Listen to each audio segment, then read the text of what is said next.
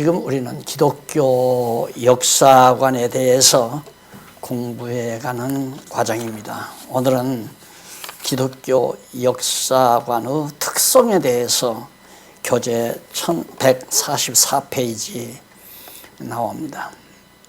두 번째로 기독교 역사관의 특성, 하나님의 말씀 이사야 14장 24절부터 27절까지 내용을 살펴봅니다. 만군의 여호와께서 맹세하여 가라사대 나의 생각한 것이 반드시 되며 나의 경영한 것이 반드시 이루리라.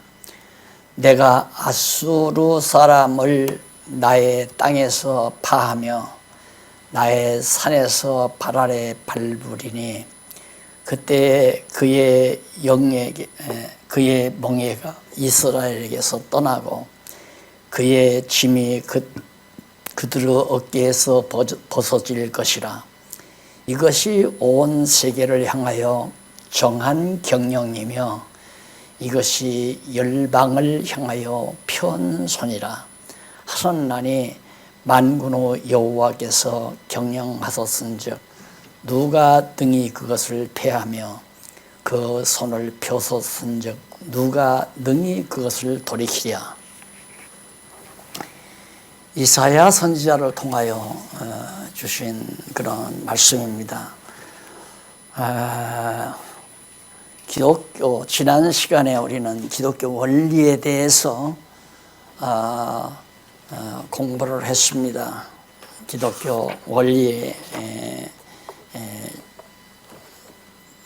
대해서 첫 번째가 기독교 역사관의 첫 번째 그 원리인데 그것이 유실론적 원리다, 역사다. 그러니까 하나님을 전제로 한 역사다. 역사를 주관하시는 하나님을 전제로 한 역사고, 두 번째는 방법에 있어서 직선적이다. 이미 확정된 대로 처음 역사 시작으로부터 시작해서 역사가 끝날 때까지 변함없이 직선적으로 역사는 계속 진행해 간다.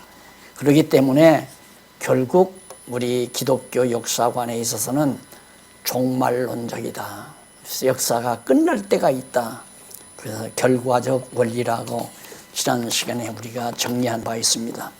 이런 원리에 있어서 자연히 기독교 역사관에는 특성이 있기 마련입니다. 일반 역사관에서는 도저히 발견해 볼 수 없는 특별한 성질을 지니고 있습니다. 그래서 역사관의 특별한 성질 가운데 역사 섭리에 대한 주권성입니다. 이쪽에 나오죠. 145페이지에. 그러니까 사실은 일반적인 학문적이죠. 일반 학문적인 역사관과 기독교 역사관은 판이하게 다릅니다. 원리부터도 다르고, 원리가 다르니까 특성이 있기 마련이잖아요. 그래서 그 특성을 오늘은 정리해 보려고 그렇게 생각을 합니다. 지금까지 이제 역사에 관해서 많은 학자들이 역사에 관해서 얘기하지만 역사에 대한 해답이 없습니다. 뭐 이럴 것이다 저럴 것이다 라는 가정은 들어 있습니다. 그래서 무슨 앞에서도 언급했지만은 역사는 우연히 이루어진다. 어떤 일들이 우연히 아무런 목적과 의미가 없이 그냥 역사 그 자체가 우연하게 계속 이루어져 간다. 그런 주장을 하는가 하면 어떤 자들은 아니다. 역사는 어떻게 확정되어 있다. 그 확정이 되어 있다. 이런 일이 있을 것으로 이미 정해져 있다.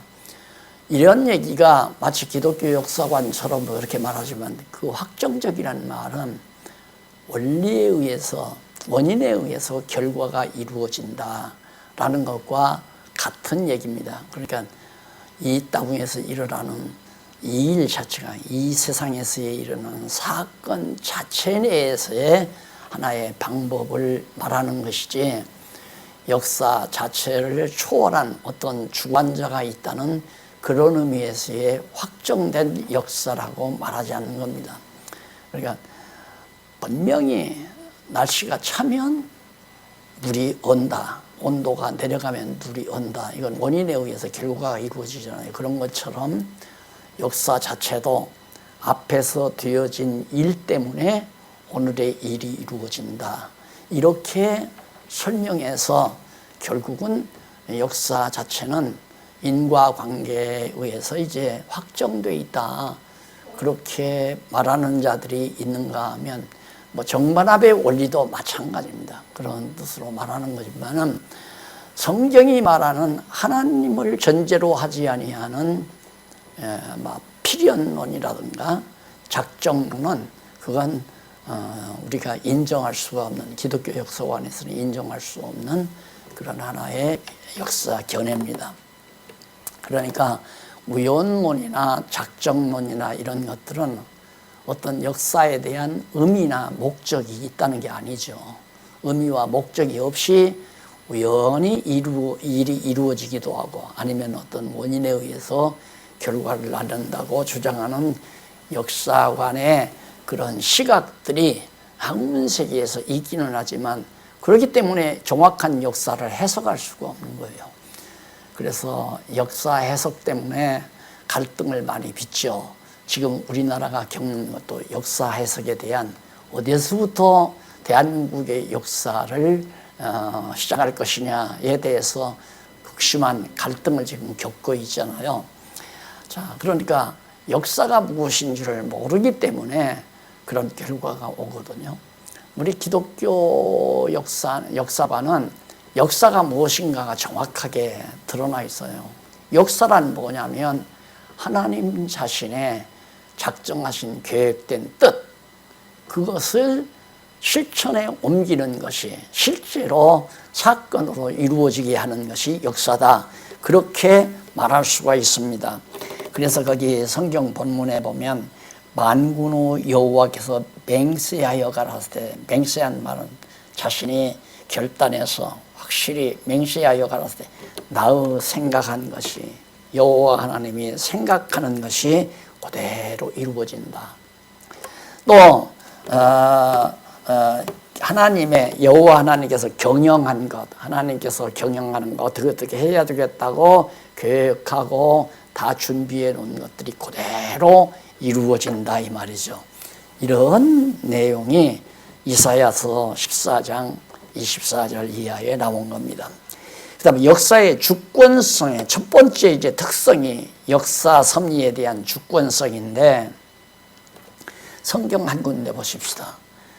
역대상 29장 11절로 12절인데 여호와여 광대하심과 크고 아주 넓고 크신, 하나님은 광대하다, 넓고 크다 이 말이죠.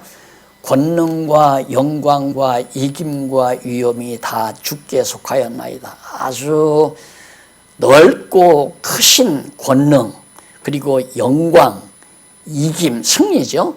위엄 다 누게 여호와께 속해 있습니다. 천지에 있는 것이 다 주의 것이로소이다. 하늘과 땅에 있는 모든 존재물이 하나님의 것입니다. 소유다 이 말이죠. 그러면 모든 물건을 좌지우지하시는 분이 여호와 하나님이라는 얘기 아닙니까? 천지를 다 하나님이 소유하고 계시니까. 그러면서 여호와여 주권도 주께 속하였사오니, 모든 우주 만물에 대한 만물을 주관하는 권한도 하나님께 속했다, 여호와께 속했다. 주는 높으사 만유의 머리심이라. 만유란 모든 만물에 존재하고 있는 물건, 존재하고 있는 만물을 만유라고 그러죠. 만유의 주가 되사 모든 우주 만물의 주가 누가? 여호와께서. 손에 권세와 능력이 있사오니, 그 여호와의 손에 권세와 능력, 그 모든 만물을 좌지우지할 수 있는 크고 작은 모든 만물이죠. 큰 우주 전체 다도 마찬가지지만 그 안에 속한 크고 작은 천체들, 또한 눈으로 볼 수 없는 세균들, 먼지들, 작은 소립자들, 이런 모든 것들도 다 하나님의 손에, 다 주권 손에 달려져 있다. 그런 얘기입니다. 모든 자를 크게 하심과 강하게 하심이 주의 손에 있나이다. 모든 자들을, 사람도 큰 사람이 되게 하고 작게, 권세가 힘이 있게도 하고 없게도 하고 크게도 하고 작게도 하고 약하게도 하고 강하게도 하고 하는 그런 능력이 다 하나님의 손에 달려있다. 지금 우리는 눈으로 보이지 아니하는 코로나 세균 때문에 지금 모든 전 인류가 정말 신경을 많이 쓰고 있잖아요. 자, 이렇게 눈으로 보이지 아니하는 작은 세균도 하나님께서 강하게도 하고 약하게도 하고 또한 존재하기도 하고 존재하지 않게도 하고 하는 능력이 하나님의 손에 다 달려있다. 그러니까 결국은 역사라고 하는 것은 이 우주 만물의 모든 만유를 통하여 역사 섭리의 도구로 쓰고 있잖아요. 자, 지구는 역사의 무대로 만들고 사람들은 역사를 만들어가는 하나의 주체자로 만들고 그 다음 이제 시간 속에서 역사가 하나하나 이루어져 가고 있고, 그런 이루어져 가는 가운데서 필요할 때 돈도 필요하고 물질도 필요하고 또한 강한 자도 필요하고 약한 자도 필요하고 과학 무기도 필요하고 정말 자연스럽게 생장한 초목이나 만물 자체도 필요하고 이런 모든 우주 만물의 물건들을 통하여 역사를 만들어가는 도구로 주체인 우리 인간을 통하여 역사를 빚어가신다. 누가? 하나님께서 그렇게 역사를 빚어가신다 그 말이에요. 그러니까 이 모든 기독교 역사관에 있어서의 역사는 조화를 이루고 있는 거죠. 근데 여기서 한 가지 딱 명심할 일은 역사란 반드시 시작이 있으면 끝이 있다고 그랬잖아요. 끝이 있고 시작이 있고 역사의 시작과 끝이 있고 그 중간에 바로 역사의 중간에 그리스도 사건이 존재하고 있다. 그래서 이건 우연한 일이라고는 할 수는 없잖아요. 인간들이 역사 연대를 계산할 때 주 전과 주 후 BC와 AD로 계산하잖아요. BC와 AD. 그러니까 예수 그리스도가 역사의 중심이라는 얘기죠. 그 이유는 바로 예수 그리스도 때까지가 하나님의 언약이라고 그랬잖아요. 언약. 그 다음 예수 그리스도 이후 종말론 때까지가 언약에 대한 성취고, 하나님께서 언약, 영원한 때에 하나님이 작정해 놓으신 뜻을 그대로 하겠다고 언약하시고 언약대로 이루시는 거란 말입니다. 그 핵심은 뭐냐? 그 핵심은 첫 아담에게 언약하신 하나님이 마지막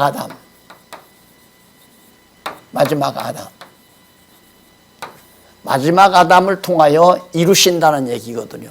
그러니까 역사는 간단해요. 역사의 핵심은 하나님께서 천창세전에 작정하신 하나님의 뜻,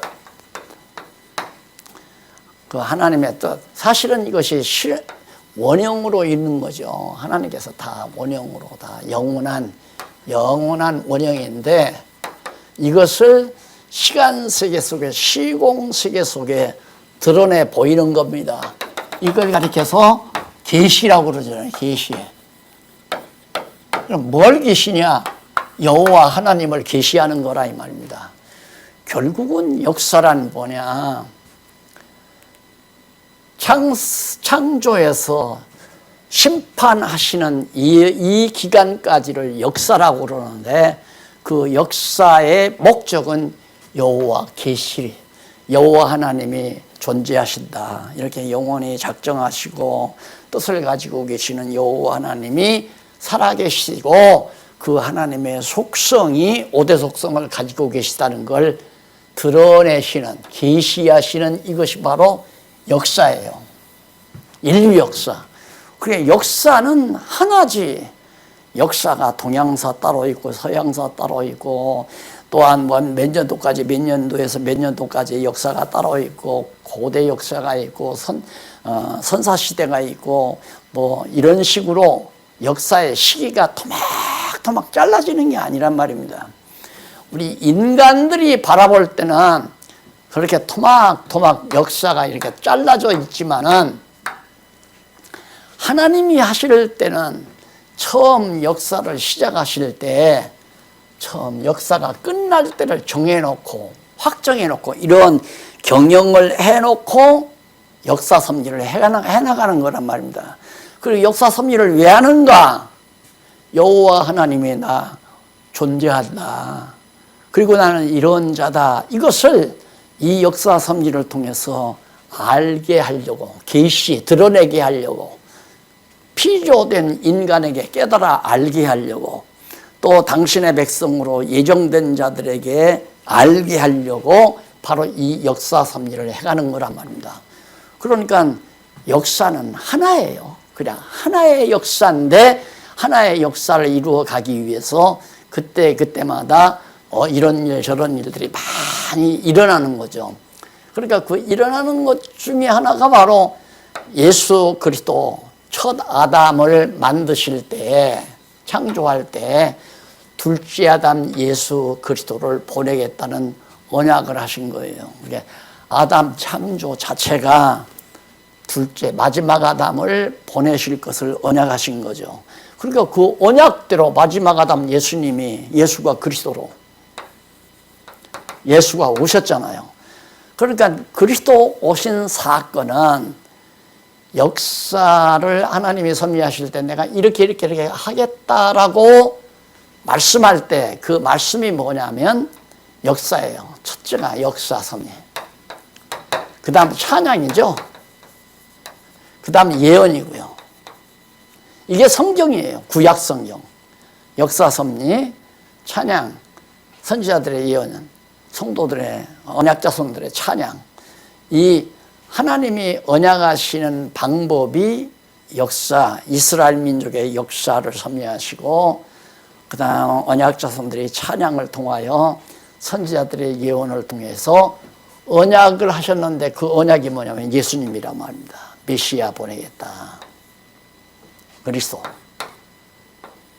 그리스도를 보내겠다. 그런데 그 언약대로 오셨다 이 말이에요.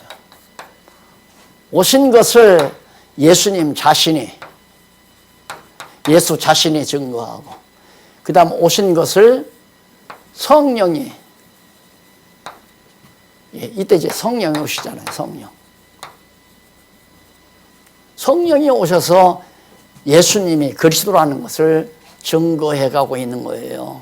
그래서 바로 성령께서 이 땅에 오셔서 주님의 예수 그리스도의 몸된 교회를 세우시고 창설하시고 양육하시고 그 다음 무장시키시고 투쟁에 비질리와 싸우게 하셔서 최종적으로 승리케 하시는 거거든요. 이것들을 다 누가 주관하느냐? 여호와 하나님께서, 영원전 살아계신 여호와 하나님께서 이렇게 언약하시고 언약대로 이루시는 역사 섭리를 지금 현재 우리가 지금 21세기 여기 살잖아요. 여기 지금 여기서 산다 이 말입니다. 여기 사는데 이게 계속해서 이어가는 거예요. 이어가는 건 바로 하나님께서 언약하신 대로 이끌어가는 거죠. 그러면 동양사는 뭐고 서양사는 뭐냐? 에집트 문명은 뭐고 아시리아 문명이라든가 바비로니아 문명, 파사, 헬라, 로마 이런 제국들의 문명은 뭐고 동양 문명은 도대체 뭐고 중국 문명, 인도 문명 같은 건 도대체 뭐냐 이렇게 말하겠지만 그런 모든 문명들은 이 하나님께서 섭리해 가시는 역사 섭리를 갖다가 이루어지도록 다 사용하고 있는 도구에 불과한 문명들이에요. 그래서 인도 문명의 역사가 따로 있고 중국 문명의 역사가 따로 있고 또 뭐 아수르 문명 따로 있고 애굽의 문명 따로 있고 바빌로니아 문명 따로 있고 이 문명이 따로 토막토막 그렇게 있는 게 아니라 그런 모든 문명들이 이때마다 필요할 때마다 하나님께서 그런 문명들을 다 활용해 가신 것들이란 말입니다. 그러니까 역사를 진행시켜가는 하나님의 역사 도구에 불과한 문명들이죠. 그러니까 하나님이 바로 역사를 섭리해 가시는 주관자인데 역사의 주권성을 가지고 있으니까 하나님이 역사의 주관자이신데 어떻게 이렇게 역사를 주관해 간다 이 말이에요. 그래서 우리가 지난번에 동그라미 크게 저기 그래 하나님의 언약과 성취섭리도 이게 하나님의 언약과 성취섭리도거든요. 그러니까 하나님의 역사 섭리를 이렇게 보면요, 이걸 이제 평면적으로 이렇게 나누니까 이렇게 되지만은 이 찬양과 예언은 실제로 역사 섭리가 아니잖아요. 그것은 역사 섭리 과정에서 나타난 현상이죠. 나타난 현상. 그러니까 역사 섭리란 구약의 역사 섭리란 창조로부터 예수 그리스도 오실 때까지, 예수 그리스도 오셔서 십자가에 못 박혀 죽으실 때까지. 그래서 부활 이후로는 바로 역사가 이제 달라지는 거예요. 여기까지가 죽을 때까지가 바로 구약의 역사고, 죽어서 부활한 이후에는 바로 신약시대 역사로 그렇게 이해를 하시면 됩니다. 그래서 죽었다가 살아나시는 부활의 역사. 그러니까 그 말은 뭐냐면 구약시대의 모든 역사는 예수 그리스도의 죽으심과 부활하심으로 완전히 다 온전한 것으로 이루어진 거죠. 성취됐다 이 말이에요. 성취됐다는 증거를 하기 위해서 예수님 부활 승천하신 이후에 성령이 오셔서 지금 역사를 계속, 지금의 역사를 성령께서 주관해 가는 거예요. 이 역사가 뭐 동양사나 서양사 구분할 필요 없어요. 그런 모든 역사들은 하나님이 해가시는 이 교회 역사, 기독교 역사죠. 교회를 이루어가는 이 과정에서 필요한 대로 때로는 미국을, 때로는 소련을, 러시아를, 때로는 중국을, 이런 문명들을 다 이용하셔서 당신의 원하시는 뜻대로 하나님의 나라가 이 땅 위에서 이루어져 가가지고 마지막 계시가 끝나고 영원한 하나님의 나라로 하나님의 나라로 이제 복귀해 가는 이런 과정을 바로 역사 섭리로 우리가 바라보고 있는 겁니다. 그런 내용들을 제가 이제 143페이지로부터 45페이지, 6페이지, 7페이지 계속해서 이제 그런 내용들을 설명해 드린 거예요. 그래서 148페이지 넘어가서 148페이지 넘어가 가지고 두 번째 문단 나오죠. 예수께서는 하나님의 허락 없이는 공중의 새 한 마리도 땅에 떨어지는 법이 없다고 하시며 인간에게는 하나님께서 머리털까지 다 세신 바 되었다고 말씀하셨다. 그러니까 결국 하나님은 주관하지 않는 게 하나도 없어요. 그러면 지금 현재 우리가 당면하고 있는 코로나 세균, 이걸 누가 주관하는가? 하나님이 주관하는 거예요. 이것도 역시 하나님의 손에 다 달려 있거든요. 그래서 이번에 제가 신문 기사에 재앙에 대한 실천적 의미라 해서 제가 글을 썼지만은 하나님께서는 역사 섭리, 이 실천해 가는 거 아니에요. 하나님의 창세전에 영원한 작정하신 뜻을 역사를 통해서 이렇게 실천해 가시는데, 이 실천하시는 의미 중에 하나가, 의미 중에 두 가지가 있는데, 하나는 타락된, 아담이 여기서 타락했잖아요. 타락.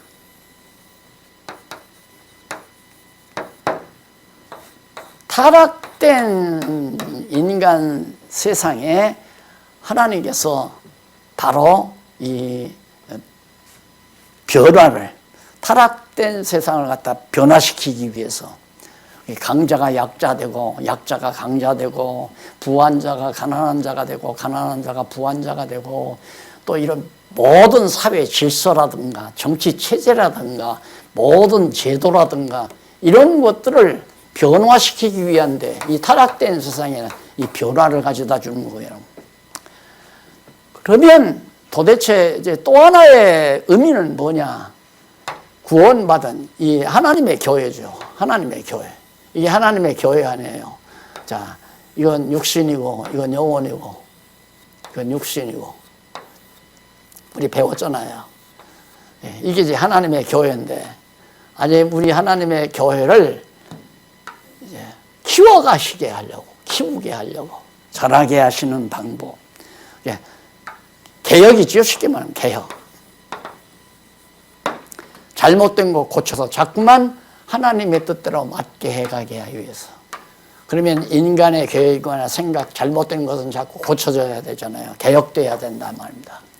이것은 변화를 가져오고 타락된 세상은 하나님의 교회는 교회를 개혁시키기 위한 것이 하나님의 역사 섭리. 오늘날 코로나도 마찬가지예요. 코로나뿐만 아니라 전쟁이 일어나든가 경제 불황이라든가 재난이라든가 온갖 지진이 일어난다. 또한 폭풍이 불어온다. 이런 모든 무서운 자연 현상 모두도 다 하나님의 역사 섭리를 해가시는 데 있어서 타락된 세상을 변화시키는 게 좋게 변한다는 것보다도 교회를 교회되게 만드는 데 필요한 그런 세상으로 속된 세속이 그런 세속으로 만들어가기 위해서. 그러니까 교회가 자꾸만 잘못돼 가면 바로 이 타락된 세속 권세가 강해져 가지고 교회를 핍박하고 교회로 하여금 장애물이 되게 만들고, 교회가 제대로 성장해 가기 위해서는 또 타락된 세상으로 하여금 교회를 협력하게 만들고 교회를 위해주게 만들고, 그래서 이런 과정을 통해서 역사를 하나님께서 이끌어 가시는 거란 말입니다. 그게 결국은 역사의 중심은 바로 그리스도 중심이에요. 예수 그리스도를 중심으로 해서 이렇게 역사가 직선적으로 계속 진행해져 간다. 그래서 하나님이 역사를 주관해 가신다. 그런 뜻으로 말씀을 드린 겁니다. 그러면 이스라엘 역사도 여기 이제 아브라함 아니에요. 아브라함. 그 다음 여기가 다윗이고, 여기가 모세고, 모세가 주전 1500년. 다윗은 한 약 1000년 정도. 자, 그러면 다윗하고 이렇게 해서 나라가 갈라지고, 이게 성경에 나오는 이스라엘 민족의 역사가 다 나오잖아요. 그 이전에는, 타락하기 이전에 아담의 역사와 타락한 이후에 노아의 역사가 조금 나오죠. 그리고는 노아의 후손 가운데서 아브람을 불러서 이때 필요할 때가 이제 어디냐면 에집트입니다. 애굽이 필요했던 거예요. 왜냐하면 애굽을 통하여 이스라엘 민족을, 아브람의 후손들을 생육하고 번성시키려고, 그냥 이 편안한 가운데서 아브라함의 후손들이 아무런 전쟁도 없고 질병도 없고 가난도 없이 그냥 자손이 번창하면 자기들이 잘나서 번창한 줄로 그렇게 하니까 하나님께서는 애굽이라는 나라를 통해서 애굽의 노예, 종이 되게 만들어버려요. 아브라함의 후손을. 그것도 몇 년? 한 400여 년간을 종도로 하게 만들잖아요. 그래서 급기야 모세가 극적으로 이스라엘 백성들을 이끌어내거든요. 내가지고 다윗 시대에 와서 땅을 정복하고 다윗 시대에 와서 나라를 세우도록 아브라함과 언약이 다 이루어지잖아요. 아브라함에게 생육하고 번성하라, 땅을 정복하라, 다스리라. 그러니까 아브라함 시대에 애굽의 스라에서 결국 생육하고 번성하게 만들었고, 애굽 나라를 통하여. 그 다음에 애굽에 탈출했던 광야에서 모세를 통하여 점점 정말 그 자손들이 번창하게 해서 땅을 정복하게 만들죠. 다윗 때까지 땅 정복. 여기는 자손 통치. 그리고 다윗 때 와서 통치, 땅 정복해서 나라를 다스리도록 하잖아요. 그러니까 아브라함의 언약의 자손 땅 통치를 완전히 하나님께서 이끌어 가는데, 땅을 정복할 때는 블레셋이나 아람 이런 나라들이 필요했어요. 그래서 이런 나라들로 하여금 정말 하나님의 능력이 아니면 땅을 점령하지 못한다는 사실을 깨닫게 알기 위해서 블레셋 제국이라든가 블레셋이라든가 아람 나라 이런 이방 나라들이 필요했던 거란 말입니다. 그게 다윗이 왕 되고 나서 솔로몬이 왕이 되고 나라가 이루어져서 이렇게 나누어졌을 때는, 이때는 이제 아수르 제국이 필요하잖아요. 아수르 제국이. 그래서 아수르로 하여금 북이스라엘을 멸망하기 위해서 아수르 제국이라고 하는 것이 하나님에게 도구로 필요했던 거란 말입니다. 그러니까 역사를 하나님의 중심, 역사의 중심과 언저리 도구로 사용한 문명, 하나님께서 정말 핵심으로 사용한 히브리 민족의 문명, 유대 민족의 문명, 그리고 이제 그리스도 중심한 문명, 교회를 중심한 문명, 이게 이제 신약시대의 역사라면, 그리스도 이후의 역사는 교회를 중심으로 한 문명사란 말입니다. 그러니까 지금의 역사를 교회를 중심으로 역사를 보아나, 하나님 나라를 중심으로 역사를, 그리스도 중심으로 역사를 보아나가야 역사 해석이 정확하게 풀리는 거죠. 그래서 예수 그리스도를 필요로 한 때 이제 로마 제국이 필요하잖아요. 여태까지는 뭐 헬라, 파사, 헬라, 로마, 여기서부터 로마가 등장해가지고 결국 예수님 당시까지 로마 제국에 의해서 이루어지고, 성령이 오신 이후에도 로마 제국이 한동안 작용을 하죠. 교회를 핍박하고 교회를 갖다가 막 만방으로 터지게 만들고, 이런 역사들이 바로 로마 제국이 필요했기 때문에 하나님이 로마 제국을 쓴 거란 말입니다.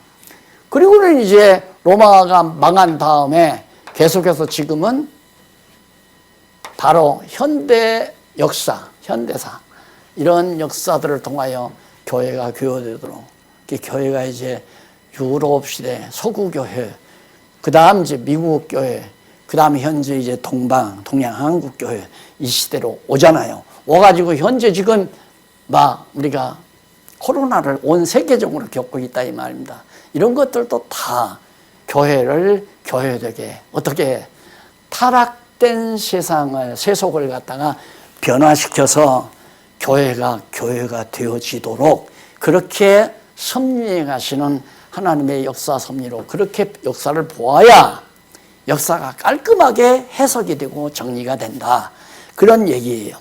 그래서 우리가 볼 때는 이제 두 번째가 이쪽에 149페이지에 나오죠. 두 번째, 역사 내용에 대한 긍정성이다. 앞에서 말한 대로 머리털 하나까지라도 다 세신받으시고, 또 공중에 나는 새 한 마리까지라도 하나님이 떨어지게 해야 떨어지는데, 지금 코로나 이 재앙 때문에 얼마나 많은 사람이, 지금 거의 3천만 명에 가까운, 2,500만 명에 가까운 인류가 지금 코로나 질병으로 고통을 당하고 있고, 죽어가는 사람들이 20만 명이 훨씬 넘어서 지금 30만 명에 육박하는 그런 영혼들이 죽어가는데, 참새 한 마리도 하나님이 허락 없이 안 들어가는데 어떻게 이 많은 인간이 하나님의 섭리 없이 이게 죽어가느냐 이 말이죠. 그러니까 이 현재 모든 이루어지는 일도 다 하나님의 주권에 의해서 이루어진다. 그런데 문제는 여기에 있습니다. 두 번째가 역사 내용에 대한 긍정성입니다. 역사 과정에서 이루어지는 모든 내용이 긍정적이다. 그러니까 긍정적이란 말은 요 핵심 역사의 주체, 역사의 그 핵심 내용, 그게 뭐냐면 그리스도 중심 역사라 이 말입니다. 여기는 그리스도 언약에 대한 역사고, 여기는 그리스도 언약이 이루어진 역사고, 이 역사섬이 이 중심으로 역사를 바라보면 모든 만사가 긍정적이다.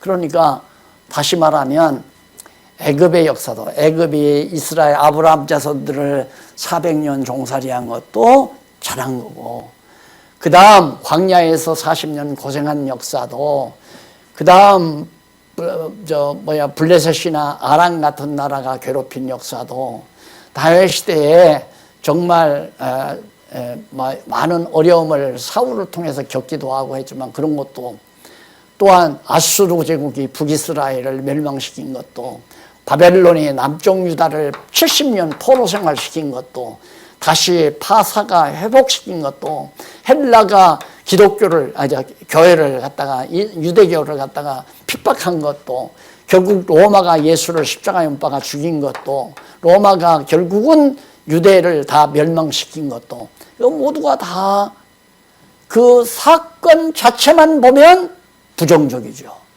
야, 정말 역사가 험난하다. 하지만 우리는 이런 언저리의 어떤 사건을 보는 것이 아니라 그 사건의 핵심 중심 역사, 하나님이 왜 그렇게 이끌어 가시는가, 이 중심 역사를 바라보기 때문에 결국 하나님이 시작하실 때에 끝을 정해놓고 가시는데, 이 길이 이렇게 바르게 갈 수 있도록 언저리의 모든 그런 문화나 제국들을 통하여 교회가 교회 되어져 가도록 이끌어 가셨다. 초대교회가 얼마나 순수하게 성령의 역사로 잘 발전했습니까? 그런데 이 교회를 그냥 놔두면 결국 교회가 또 있다고 해서 하나의 세력을 형성해가지고, 인간 세력을 형성해서 인간이 자만하고 인간이 하나님 자리를 다 탈취해 가기 때문에 하나님이 핍박을 줘가지고 흩어버리잖아요. 흩어가지고 하나님이 약속하신 대로 이방 땅끝까지 복음이 증거되게 역사해 가신단 말입니다. 그러니까 땅끝까지 복음이 증거되게 하려면 그냥 예루살렘 처음 성령이 세웠을 때 그냥 놔두면 안 되잖아요. 야고보도 죽이고 스데반도 돌에 맞아 죽고 백성들, 사도들도 감옥에 갇히고 두들겨 맞고 이런 핍박이 있으니까 막 흩어졌잖아요. 이방 땅으로 흩어지는 곳곳마다 가서 교회가 세워지게 된 거죠. 그러니까 하나님이 정하신 뜻을 이루기 위해서 그런 로마 제국이나 유대 교권주의자들을 통해서 그런 역사 섭리를 해가는 거예요. 그러니까 잘 되는 거죠. 로마가 기독교를 핍박한 것도, 유대교가 기독교를 핍박하는 것도 잘 된 거란 말입니다. 그러니까 다 긍정적으로. 왜? 하나님의 선하신 뜻이 이루어져 가니까. 그렇게 했기 때문에 오늘 현재, 오늘 여기서 21세기를 사는, 우리 여기 21세기라고, 21세기를 사는 오늘 우리가 이 놀라운 복음을 듣고 오늘의 현대 모든 인류 역사를 긍정적으로 바라보면서 하나님께서 역사를 이렇게 주관한다는 확신을 가지고 마음의 평안과 소망을 가지고, 무슨 소망? 장차 지금은 부족한 하나님의 나라지만, 이 교회가 아직 미숙한 하나님의 나라지만 이제는 이 역사가 끝이 나면 완전한 영원한 하나님의 나라로 승화돼서 우리가 영원토록 하나님 백성으로서 살 수 있는 이 놀라운 은총의 자리에 우리가 들어갈 수 있기 때문에 이 역사 과정에서 당했던 모든 아픔이나 고통이나 모든 갈등이나 말할 수 없는 고난들은 다 긍정적으로 오늘이 있게 하기 위해서 결국 그런 과정들이 다 필요했다. 그래서 범사에 우리가 긍정적으로 바라볼 수 있기 때문에 범사에 감사하며 살 수 있다. 한 예를 들면, 쉽게 예를 하나 이해할 수 있도록 예를 들면, 여기 이제 아브라함에게 하나님께서 땅 통치, 자손 땅 통치 세 가지 언약을 하셨는데, 하나님께서 이스라엘 백성들이 이제 잡혀가잖아요. 바벨론으로, 애굽으로 잡혀가가지고 애굽에서 종살이 하면서 이제 나오는데, 애굽의 종살이가 어떻게 해서 시작이 되냐면, 하나님이 계획적으로 미리 애굽 사람들을, 이스라엘 백성들을, 아브라함의 후손을 애굽에다가 집어넣기 전에 야곱의 아들 요셉이 있어요. 요셉이 있는데, 요셉이 11째 아들이고 귀엽단 말입니다. 근데 야곱이 10명의 아들들이 들에 나가서 양떼들을 키고 있는데, 같이 있을 때 요셉이 꿈 이야기를 자꾸만 하니까 형제들에게 미움을 받았어요. 그래서 요셉은 꿈쟁이라고 그렇게 놀리기도 하고, 그러다가 이제 야곱이 10명의 아들을 저 들에 가서 이제 양떼들을 치게 만들었는데, 아버지가 야곱이 요셉을 심부름을 보내죠. 형제들이, 10명의 형제들이 요셉을 보고, 야, 저거 팔아먹어버리자 해서 애굽으로 팔잖아요. 애굽으로 판단 말입니다. 요셉이 가서 애굽에 가서 팔려가가지고 놀랍게도 어느 집에 가서 종살이 하다가, 거기서 이제 또 그 아내의 모함을 듣고 감옥에 가요. 감옥에 가서 살다가 놀랍게도 어떻게 애굽의 총리가 돼요. 요셉이 이제 애굽의 총리의 자리에 있단 말입니다. 그런데 흉년이 다 들잖아요. 그 인덕에 다 6년이 들으니까 아브라함의 자손, 야곱의 형제들이 먹고 살 것이 없어요. 근데 요셉은 벌써 애굽에서 총리가 돼가지고 풍년 때 많은 곡식들을 다 싸놨단 말입니다. 싸놨는데 먹고 살 것이 없으니까 야곱이 있다가, 야, 애굽에는 아직도 먹을 것이 있단다. 그러니까 너 형제들 너희들 가서 애굽에 가서 양식을 팔아오너라. 그래 보냈단 말이다. 가보니까 이제 요셉이 총리의 자리에 있는데 알지를 못하죠. 그게 요셉인 줄 모르죠. 요셉이 극적으로 형제들에게 자기를, 내가 당신들이 팔아먹은 요셉입니다. 그러니까 형제들이 얼굴이 다 경직될 거 아닙니까? 큰일 났구나, 이제. 이제는 요셉에게 보복을 당했다. 근데 요셉이 너그럽게 10 형제들에게 곡식을 다 주어서 보내면서 가서 아버지 모시고 오라고. 그렇게 해서 먹고 살기 위해서 7년 동안 흉년이 오니까 먹고 살기 위해서 요셉이 형제들이 가서 아버지까지 다 모시고 왔단 말입니다. 와가지고 애굽에서 살게 돼요. 애굽에서. 그래서 애굽이라는 나라가 필요한 거예요. 하나님이 언약하신 아브라함의 후손이, 야곱의 후손들이 잘 보호되게 하기 위해서 어디다가 애굽이라고 하는 나라 안에 보호를 받으면서 흉년을 잘 넘길 수 있도록, 그래서 거기서 생육하고 번성하게 만들려는 거란 말이다. 그런데 아버지랑 가니까 좋은 땅 주어가지고 거기서 농사 짓고 살도록 그렇게 해서 잘 살았어요. 그래서 400년 동안을 애굽에서, 땅이 없으니까 애굽에서 생육하고 번성해가지고 큰 민족을 이루게 되거든요. 그런데 요셉이 이제 살아있는 동안에 야곱이 나이 많아 죽게 되잖아요. 야곱을 가나안 땅에다가 장례를 치르고 나서 요셉이 들어왔는데 형제들이 수군수군 얘기를 하는 거예요. 큰일 났다. 아버지 살아계실 때는 우리들을 그대로 요셉이 봐줬지만 아버지 세상 떴으니까 이제 요셉이 틀림없이 우리들에게 보복할 거다 하면서 걱정하고 염려하니까 요셉이 눈치채고, 형님들 아무 걱정하지 마십시오. 내가 절대 형님들 보복 안 합니다.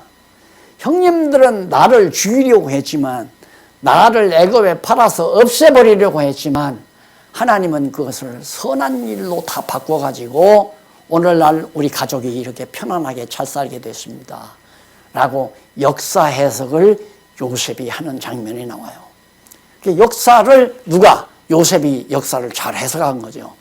역사 해석은 누가? 형들은 역사 해석을 잘못했고 우리들이 요셉에게 잘못했으니까 요셉이 우리에게 이제 보복할 날이 왔다. 우리 보복당한다.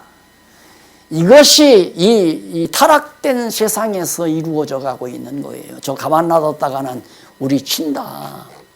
일본이 저기 발사심하는 것도 한국이 자꾸 번창하니까 그러잖아요. 또 미국도 저렇게 발사심하는 건 중국이 자꾸 일어나니까 그냥 놔뒀다가는 중국이 이 미국 덮친다. 요즘 트럼프가 그 얘기 자꾸 하잖아요. 그것 때문에 세상이 어지러워진 거예요. 그런데 요셉의 역사 해석은 그게 아니에요. 형님들은 나를 해하려고 나를 죽이려 했지만 하나님은 그걸 선하게 바꿨습니다. 다시 말해서 역사는 모든 사건을 선하게 긍정적으로 보는 것이고 형제들은 역사를 불안하게 부정적으로 보는 거죠. 그만큼 역사에 대한 해석은 달라지는 거예요. 그러니까 지금도 우리가 지금 21세기에 살지만 과거 역사보다 쭉 살펴보면 분명히 이렇게 가는 건 분명하잖아요. 이거 지나온 역사가 너무 분명하니까 야 정말 여러 가지 사건들이 일어났지만 결국 오늘 우리가 여호와 하나님을 깨닫고 계시하신 여호와 하나님을 깨닫고 경외하면서 이루어져 가고 있는 모든 역사를 긍정적으로 보면서 미래의 소망을 안고 산다는 것은 역사를 어떻게 보느냐가 중요하다 이 말이에요. 그래서 두 번째가 첫 번째는 역사의 주권성. 하나님은 역사의 주권성을 가지고 계시다. 그 다음 두 번째는 우리는 역사의 긍정성이다. 이게 특성이에요. 우리가 보는 역사의 특성. 그러니까 우리는 어떤 역사도 부정적으로 보지 않는다 이 말이에요. 자, 일본이 저렇게 자꾸만 우리를 괴롭히는 것도 우리나라가 이런 상황이 벌어지는 것도 지금 세계 역사가 지금 불안하게 일어나는 것도 이것도 그 역사 자체만 보면 불안하지만 하나님이 왜 그런 역사를 그렇게 현재 역사를 그렇게 이끌어 가시는가? 이 역사를 이렇게 이끌어가기 위한 것이다 라고 하는 확신만 가지고 있으면 모든 주변에서 일어나는 모든 일들을 긍정적으로 내다볼 수 있다.